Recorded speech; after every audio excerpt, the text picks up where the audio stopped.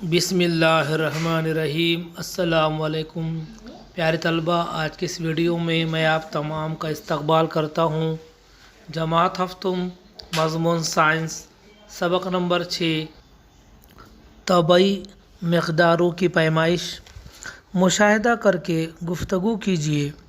تصویر میں نظر آنے والی مختلف چیزوں اور اشیاء کی پیمائش کس طرح کی جاتی ہے، اسے ہم سمجھنے کی کوشش کریں گے۔ اس کو غور سے سنیے۔ طبعی مقداریں فزیکل کوانٹیٹیز روزمرہ کی زندگی میں مختلف چیزوں اور اشیاء کی پیمائش کی جاتی ہے، جیسے پھل، ترکاریاں، اناج، ان کی کمیت، درجہ حرارت، ٹھوس، مائع، گیس، ان کا حجم، مختلف چیزوں کی کثافت، گاڑیوں کی رفتار وغیرہ۔ کمیت، وزن، فاصلہ، رفتار، درجہ حرارت اور حجم وغیرہ کی مقداروں کو طبعی مقداریں کہتے ہیں۔ طبعی مقدار کی قدر میگنیٹیوڈ بتانے کے لیے اس کی قیمت، ویلیو اور اکائی یونٹ دونوں کا استعمال کیا جاتا ہے۔ مثال کے طور پر روپالی روزانہ 2 کلومیٹر چلتی ہے۔ اس مثال میں طبعی مقدار فاصلے کو واضح کرنے کے لیے 2 فاصلے کی قدر ہے اور کلومیٹر فاصلے کی اکائی ہے۔ اب ہم غیر سمتی مقداروں کو سمجھنے کی کوشش کریں گے۔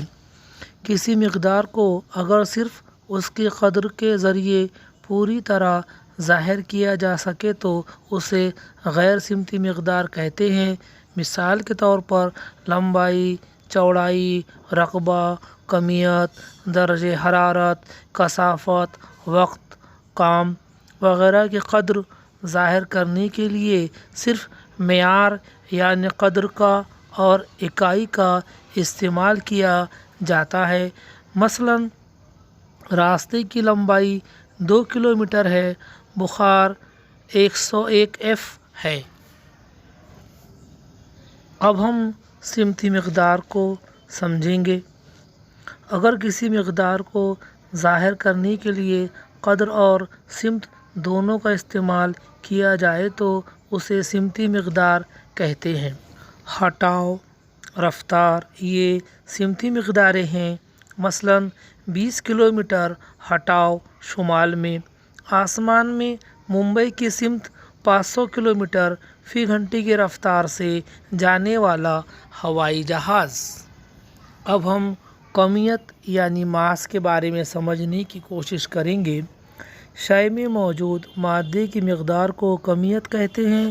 اشیاء میں قدرتی طور پر اپنی موجودہ حالت کی تبدیلی کی خلاف ورزی کرنے کی صلاحیت ہوتی ہے، اس لیے اشیاء میں جمود ہوتا ہے۔ کمیت شے کے جمود کی قدر کی پیمائش ہے۔ کمیت جتنی زیادہ ہوتی ہے، جمود بھی اتنا ہی زیادہ ہوتا ہے۔ کمیت ایک غیر سمتی مقدار ہے، اس لیے دنیا میں کہیں بھی چلے جائیں یہ نہیں بدلتی۔ کمیت اور وزن مختلف مقداریں ہیں۔ کمیت کی پیمائش کی اکائی گرام یا کلو گرام ہے۔ دکاندار کے 2 پلڑے والے ترازو کے ذریعے ہم 2 اشیاء کی کمیت کا موازنہ کرتے ہیں۔ اب ہم وزن یعنی ویٹ کو سمجھیں گے۔ جن اشیاء کی پیمائش ہم گرام، کلو گرام میں کرتے ہیں وہ ان کا وزن نہیں بلکہ کمیت ہے۔ اس کمیت میں جتنی ثقلی قوت عمل کرے گی وہ وزن کہلاتا ہے۔ کسی شے کو زمین جس ثقلی قوت سے اپنے مرکز کی جانب کشش کرتی ہے اسے اس شے کا وزن کہتے ہیں۔ اس لیے وزن ایک سمتی مقدار ہے، وہ زمین کے مختلف مقامات پر مختلف ہوتا ہے۔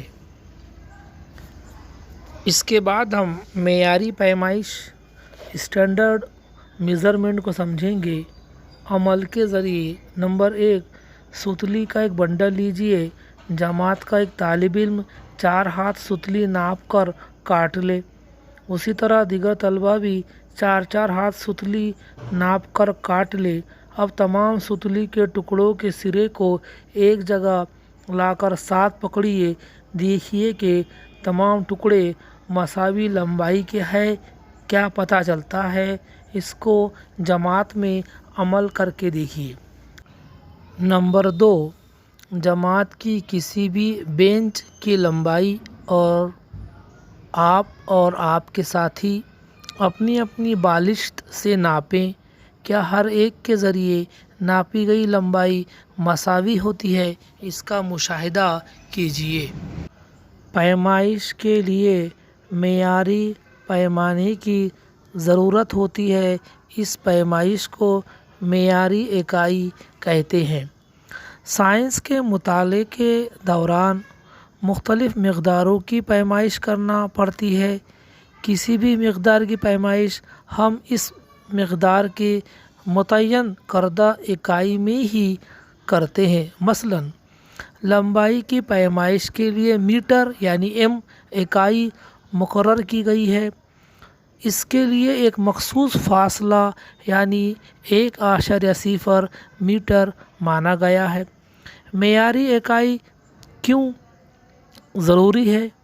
فرض کرو کہ لمبائی ناپنے کے لیے تنے ہوئے ہاتھ کو اگر اکائی مان لیا جائے اور اس اکائی کا استعمال کر کے 2 ہاتھ 3 ہاتھ کپڑا ناپا جا سکتا ہے، لیکن ایسا کرنے سے ہر ایک کے ذریعے ناپے گئے کپڑے کی لمبائی مختلف ہوں گی یعنی الگ ہوں گی۔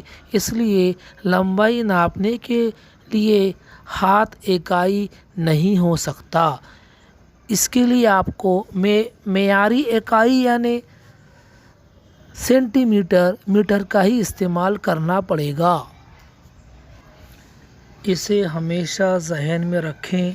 مروجہ پیمانہ، جو پیمانہ آج کے زمانے میں رائج ہے۔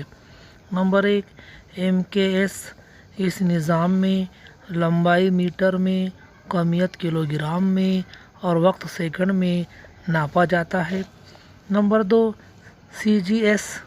اس نظام میں لمبائی سینٹی میٹر میں، کمیت گرام میں اور وقت سیکنڈ میں ناپا جاتا ہے۔